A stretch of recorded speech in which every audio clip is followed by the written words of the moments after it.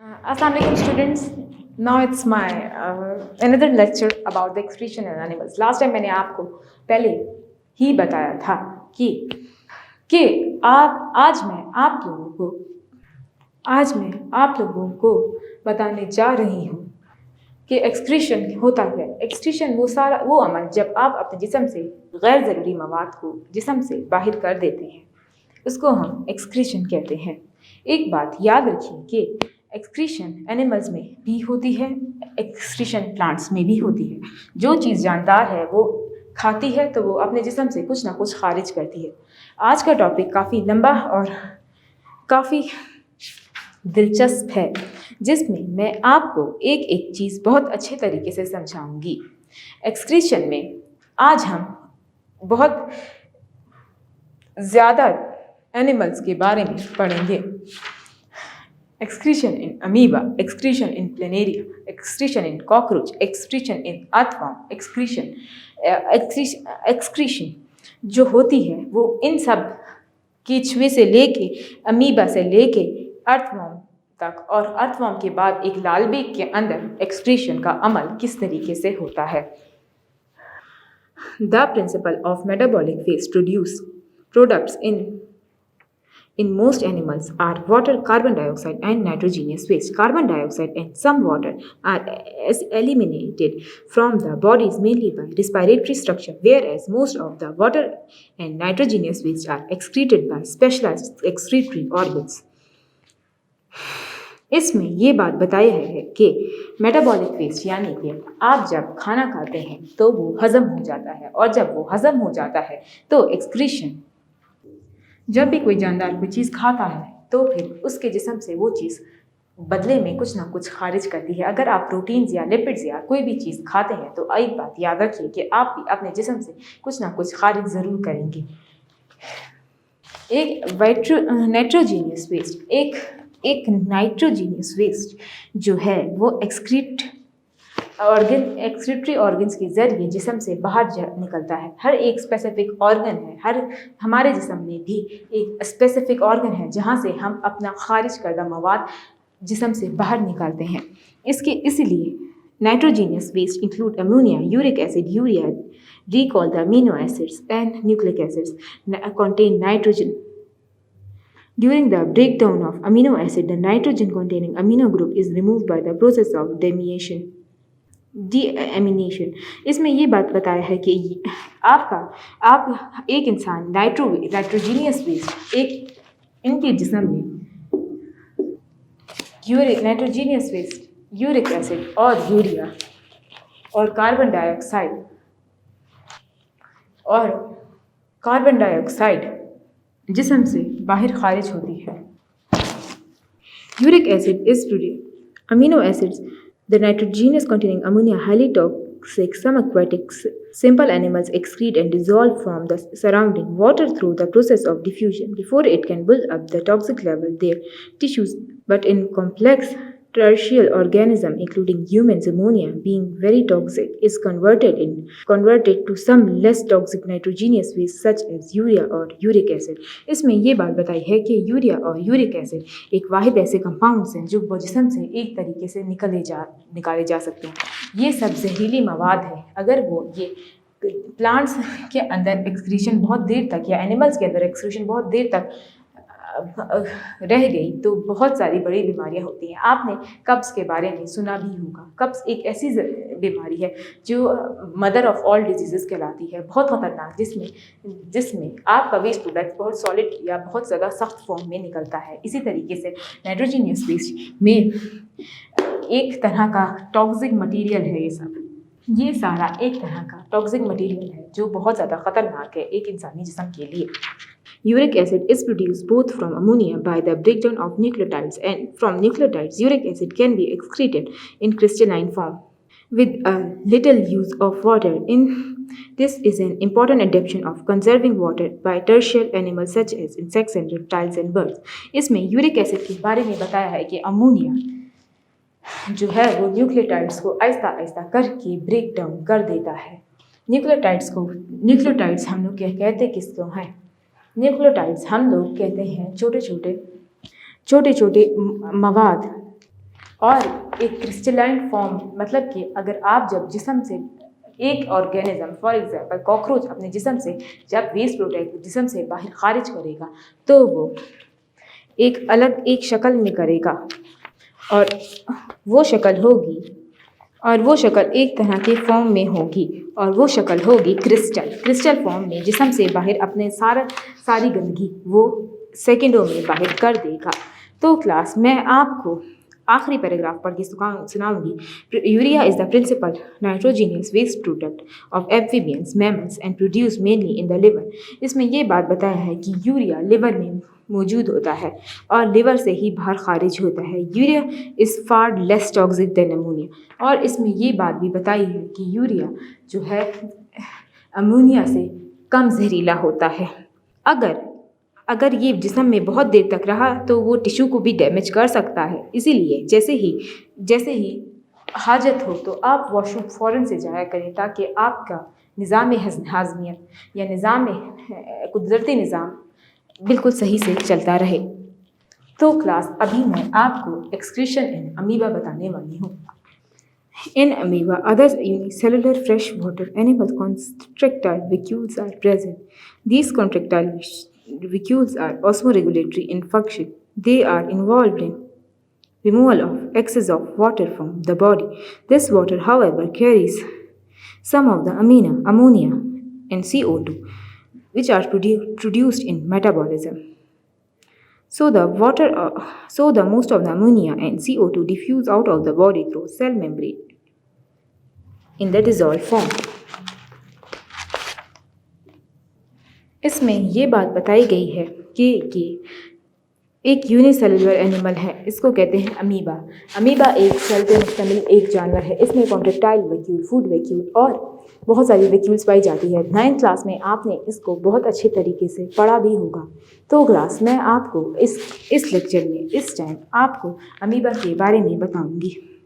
सबसे पहले ये जब पानी पीता है तो अपने कॉन्ट्रेक्टाइल वैक्यूल में पानी जमा कर देता है। पानी का जैसे ही अमाउंट इंक्रीज़ होता है तो ये छोटा है, ये बड़ा हो जाता है और आखिर ये बड़ा होते होते फट जाता है, जिसकी वजह से पानी बाहर निकल जाता है। H2O ये पानी के ऊपर ही रहने वाला ऑर्गेनिज्म है। तो ये जब पानी पीना होता है तो वो कॉन्ट्रेक्टाइल वैक्यूल में आहिस्ता आहिस्ता करके अपना पानी जमा कर रहा होता है। CO2 और H2O, CO2 हम लोग कार्बन डाइऑक्साइड को कहते हैं। CO2 और NH3 इसका नाइट्रोजन यानी कि nitrogen and hydrogen, ट्राइस of hydrogen यानी अमोनिया, ये अपने जिस्म से बाहर NH3 अमोनिया का फॉर्मूला है। अमोनिया ये अपने जिस्म से बाहर कर रहा होता है और कार्बन डाइऑक्साइड भी बाहर कर रहा होता है और ऑक्सीजन बाहर से ले रहा होता है। यही इसकी ज़िंदगी का निज़ाम है, जिस तरीके से ये अपनी खुराक को पूरा करता है। ये अमीबा है और अमीबा को समझने के लिए आपको ज़रूरत है कि आपको अमीबा को समझने के लिए ज़रूरत है कि आप इस किताब के अंदर लिखी हुई बातों को बहुत अच्छे तरीके से समझें। इसके अंदर वेस्ट प्रोडक्ट अमोनिया और कार्बन डाइऑक्साइड है और ये पानी को एक तरीके से अपने अंदर जमा करके अपने अंदर से बाहर खारिज कर देता है विद 3 फेजेस। यहाँ पे आपको डायग्राम के ज़रिए मैंने पूरे तरीके से बताने की कोशिश की कि ये किस तरीके से अमल में आता है। इसके अलावा अब मैं प्लेनेरिया आपको समझाना चाहूँगी। Planaria is a clearly defined excretory system. It consists of 2 or more highly branched longitudinal tubules. Some side branch of tubules end up in a bulb-like cell, into which long flagella project. These flagella, beating constantly, assume the appearance of flame and give the system its name, flame cells system. These flagella create condition current within the। इसमें ये बात की गई है कि फ्लैजिलिया एक excretory system फ्लैजिलिया के अंदर भी एक्सक्रीटरी सिस्टम, प्लेनेरिया के अंदर भी एक एक्सक्रीटरी सिस्टम एग्जिस्ट करता है। इसके अंदर लॉन्गिट्यूडिनल ट्यूब्यूल्स मौजूद होती हैं और एक बल्ब लाइक स्ट्रक्चर होता है। देखिए यहाँ पे ये नज़र आ रहा होगा, बल्ब लाइक स्ट्रक्चर होता है इसके अंदर और ये लॉन्ग प्रोजेक्ट फ्लैजीलिया इसके अंदर मौजूद होते हैं। फ्लैजीलिया हम लोगों ने पिछले साल में लंबे लंबे धागों को कहा जाता है।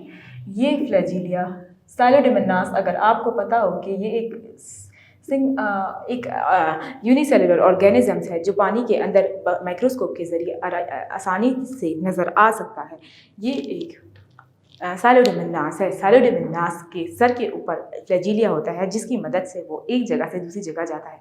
इसी तरह से इन लंबे लंबे धागों को फ्लैजीलिया कहते हैं, जो एक तरह से क्लस्टर यहाँ पे बना रहे हैं। क्लस्टर हम लोग कहेंगे एक बड़ा सा गुच्छा। The system currents carry fluid and waste material out of the body through excretory pole, general assimilation through the excretory system. इसमें ये बात बताई है, इसके अंदर फ्लेम सेल्स के बारे में जिक्र किया गया है। फ्लेम सेल्स, फ्लैजीलिया में फ्लेम सेल्स होते हैं, ठीक है। फ्लैजीलिया में फ्लेम सेल्स होते हैं, जो फ्लेम सेल्स आग की तरह चल रहे होते हैं। ये फ्लैजीलिया बहुत सारे कंटिन्यूसली हिल रहे होते हैं, तभी तो इसको साइंटिस्ट ने नाम फ्लेम सेल्स दे दिया है, क्योंकि ये एक मोमबत्ती की तरह जल रहे होते हैं। इसी तरीके से जब बहुत सारे बाल एक साथ एक जगह पे मौजूद होते हैं तो ये अपनी हरकत की वजह से एक्सक्रीशन बनाते हैं, और जब एक्सक्रीशन बना लेते हैं, यानी इसका भी एक्सक्रीटरी सिस्टम अमोनिया यानी NH3 है। NH3 ये अपने जिस्म से खारिज करता है और कार्बन डाइऑक्साइड भी खारिज करता है थ्रू एक्सक्रीटरी पोल। एक्सक्रीटरी पोल इसका यहाँ पे मौजूद होता है और ये आसानी से अपने जिस्म से सारा कचरा और सारा गंदगी एक ही बार में खारिज कर सकता है। क्लास, मेरा डायग्राम बनाने का मकसद सिर्फ एक ही है, ताकि आपको ये अच्छे से समझ में आ जाए, और दूसरा ये कि आपको एक तरीके से टिप भी मिल जाए कि किस तरीके से डायग्राम बनाई जाती है। मैं ये रफ डायग्राम्स बनाती हूँ। एक्सक्रीशन इन अर्थवर्म हम केचुए को कहते हैं। In the earthworm the excretory system is more advance and complex that of planaria. Excretion is carried out by nephridia, which are closely associated with circulatory system. Each segment of the earthworm's body contains a pair of, in some species, the cluster of nephridia. The body fluids from the body cavity enters into the nephridium. So the membrane of bulb-like nephridostome is ciliated into the nephridium. इसमें ये बात बताई गई है कि excretory system बहुत ज़्यादा advance और मुश्किल है। इसमें ये बताया है कि प्लेनेरिया केसेस के मुकाबले एक अर्थवर्म बहुत मुश्किल से अपना एक्सक्रीशन बाहर करता है। इसके अंदर आपको यहाँ पे इस टाइम नेफ्रिडोस्ट्रोम के बारे में बताया गया है। नेफ्रीडिया एक ऐसा ऑर्गन है जो आपको यहाँ पे नज़र आ रहा होगा कि सेप्टम बॉडी सेगमेंट्स, यानी कि आपको एक गंदगी या जिस्म का यूरिन बनाने का अमल है। यूरिन बनाने के अमल में, यूरिन हम लोग याद रखें एक गंदगी को कहते हैं जो हम लिक्विड फॉर्म में पानी की सूरत में जब पीते हैं तो निकालते हैं अपने जिस्म से बाहर, तो वो यूरिन बनता है। तो ये एक बात याद रखें कि नेफ्रीडिया एक वाहिद ऐसा ऑर्गन है जो सिर्फ केंचुओं में पाया जाता है, और वो जिस्म से बॉडी कैविटी यानी गंदगी, अमोनिया या फिर यूरिन जिस्म से बाहर निकालने में मदद करता है। इसका बल्ब लाइक स्ट्रक्चर होता है। और nephridium is continue into the coiled tubule which is closely associated with the blood capillaries. इसमें यह बताया कि इसमें बहुत सारी ब्लड कैपिलरीज एक साथ मिली हुई होती है। This allows a selective reabsorption of materials. ये बताया है कि इसमें बहुत ज़्यादा reabsorption of materials होती है। Nephridium ends to a large bladder which opens into the exterior means of nephridopore. ये बताया है कि नेफ्रिडियोपोर मौजूद होता है। नेफ्रिडियोपोर जो जिस्म से सारी गंदगी खारिज करता है और वाटर, यूरिया और कार्बन डाइऑक्साइड अर्थवर्म से इजीली बाहर वेस्ट प्रोडक्ट के तौर पे निकाली जाती है। नेफ्रिडोस्टोम आपको पता होना चाहिए। नेफ्रिडोस्टोम ये वो ऑर्गन्स हैं जो जिस्म से एक केंचुए के जिस्म से बाहर एक गंदगी यानी सारा गंदगी, सारे वेस्ट प्रोडक्ट अपनी एक केंचुए के जिस्म से बाहर निकालते हैं। एक बात याद रखें कि जब आप बोर्ड में डायग्राम बना रहे हो हो तो उसके बगैर कोई क्वेश्चन अटैम्प्ट ना करें। हर एक सवाल में अपनी अपनी डायग्राम ज़रूर बनाएं, क्योंकि ये बहुत लाजमी है।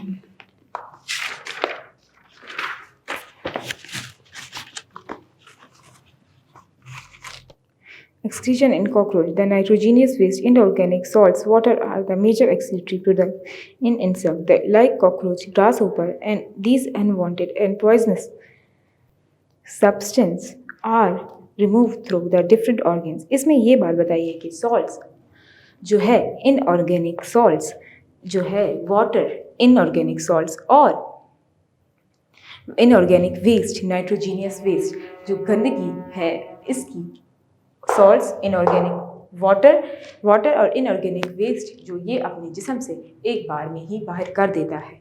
इसमें ये बात बताया है कि ये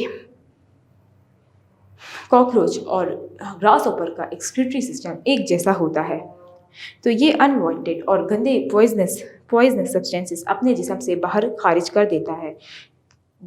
दो स्पेसिफिक ऑर्गन लाइक मार्फिगियन ट्यूब्यूल्स और ट्रैकियल ट्यूब्यूल्स, मार्फिगियन ट्यूब्यूल्स और ट्रैकियल ट्यूब्यूल्स दोनों एक ही नाम है। मार्फिगियन ट्यूब्यूल्स और मार्फिगियन ट्यूब्यूल्स और ट्रैकियल ट्यूब्यूल्स वाहिद ऐसी सब्सटेंसेस हैं जहाँ पे जिस्म से सारा जहरीला मवाद बुदूर किया जाता है। The carbon dioxide is assimilated from body by means of tracheal system. Water salts, nitrogenous waste, chiefly in form of the salts and uric acid excreted by Marfegian tubules. The hemolymphs and pass them with the lumen of the tubules. From here, the extracted minerals move from the solution from called urine towards the ileum. Water and certain inorganic salts are absorbed from urine and proximal part of the tubule. This action of reabsorption leads to the precipitation of uric acid and lumen. The tubules are, as the urine moves to the inner part, the digestive tract, more water is absorbed and precipitated mass. So the solid of uric acid is finally thrown out with the feces. Marfegian tubules are very fine yellowish thread-like process which open into the anterior end of ileum and arranged in 6 groups, each having about 15 blind-ended tubes which float freely hemolymph, some uric acid stored in special cell of fat body and remain throughout their life cockroach excretion by storage. इसमें ये बात बताई है कि इसकी ये अपने जिस्म से हीमोलिम्फ, सबसे पहले ये हीमोलिम्फ के ज़रिए इसके अंदर जो खून पाया जाता है वो हीमोलिम्फ का है। इसमें ये बताया है कि इसके अंदर ट्रैकियल सिस्टम है जहाँ पे वाटर, सॉल्ट और नाइट्रोजीनियस वेस्ट आराम से खारिज हो सकते हैं। हीलोमिक फ्लूइड और मार्फिगियन ट्यूब्यूल्स के बारे में इधर ये बताया है कि हिंड गट जो मौजूद होता है, सबसे पहले माउथ से ये अपनी खुराक लेता है, फिर क्रॉप में जाकर ये मार्फिगियन ट्यूब्यूल्स में खुराक का हजम होने का प्रोसेस स्टार्ट हो जाता है। मार्फिगियन ट्यूब्यूल्स ही वाहिद ऐसी ट्यूब्यूल्स है जो ट्रैकियल ट्यूब्यूल्स भी कहलाती हैं, जो इस कॉकरोच की सारे जिस्म की जो गंदगी है वो अलग अलग तरीके से निकालती है। इसी के पास हिंड गट मौजूद होता है जहाँ पे ये गंदगी जमा होती है और जिस्म से बाहर खारिज कर दी जाती है थ्रू एक्सक्रीटरी पोर। इस लेक्चर में मैंने आपको तफसील से काफ़ी कुछ बताया है। यहाँ पे मटेरियल और इसके मटेरियल्स यानी यूरिन इसके जिस्म से बाहर ऐसे जाता है जब इसके पास एक ट्यूब होती है, यानी कि ये एक ट्यूब्यूल जिस्म से बाहर जाने में, बाहर खारिज करने में जो भी चीज़ हो उसमें मदद करती है। तो क्लास मैंने आपको अमीबा का एक्सक्रीटरी सिस्टम समझाया जो वो कंट्रैक्टाइल वैक्यूल के ज़रिए अपने जिस्म से खारिज करता है। उसके बाद एक्सक्रीटरी पोर के ज़रिए और फ्लैजिलेटेड सेल्स के ज़रिए एक प्लेनेरिया अपने जिस्म से खाना खारिज करता है। इसी तरह से एक अर्थ नेफ्रीडी स्पोर के ज़रिए अपने जिस्म से खाना खारिज करता है, जो वो खाता है गंदगी खारिज करता है। इसी तरह से एक एक्सक्रीटरी पोर या मार्फिगियन ट्यूब्यूल की मदद से एक कॉकरोच अपने जिस्म से खाना खारिज करता है। क्लास इस लेक्चर में मैंने आपको काफ़ी यूनिसेलुलर ऑर्गेनिज़म्स के बारे में पढ़ाया। आने वाली जो होंगे वर्टिब्रेट्स यानी रीढ़ की हड्डी वाले ऑर्गेनिजम्स, यानी हम इंसानों की क्या का एक्सक्रीटरी सिस्टम हम अच्छे तरीके से पढ़ेंगे कि किडनी में एक्सक्रीटरी सिस्टम किस तरीके से रिवॉल्व करता है। ये बहुत इंपॉर्टेंट टॉपिक है। तो क्लास आई होप आपको वो भी समझ में आए और ये भी समझ में आया हो। मैंने आपको बहुत शॉर्ट और बहुत आसान तरीके में ये सारा समझाया। अल्लाह करे आगे भी मैं आपको इसी तरीके से ये सब्जेक्ट आसानी से समझा सकूं। मैंने एक एक चीज़ बहुत तफसील से बताई है। क्लास अगर आपको मेरा कोई भी चीज़ समझ अगर नहीं आती तो आप मेरे लेक्चर को बैक या दोबारा सुन सकते हैं। इसके अलावा अगर आप किताब का इस्तेमाल करेंगे तो आपको ये बहुत इजीली समझ में आएगा। इसके अलावा अगर आपको एक्सक्रीशन के बारे में फिर से एक आखिरी डिटेल में बताऊँगी। एक्सक्रीशन का अमल हम लोग इस टाइम जिस्म से खारिज करने वाली चीज़ें यानी कि एक छोटे से छोटे कीड़े से लेके एक इंसान तक इस चैप्टर में पढ़ेंगे। अल्लाह हाफ़िज़।